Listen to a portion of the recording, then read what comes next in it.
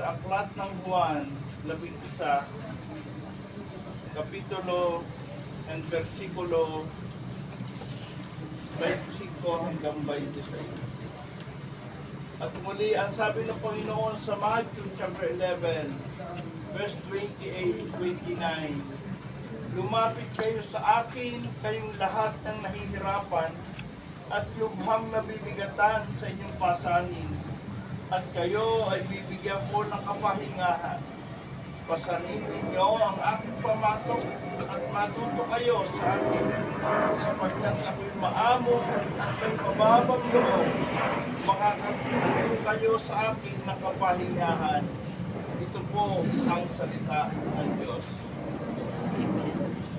Sa oras na ito, mahirap tanggapin na sa buwan ng mga nanay, ng mga kababaihan, ay mayroong isang hinahatid tayo sa halipunan.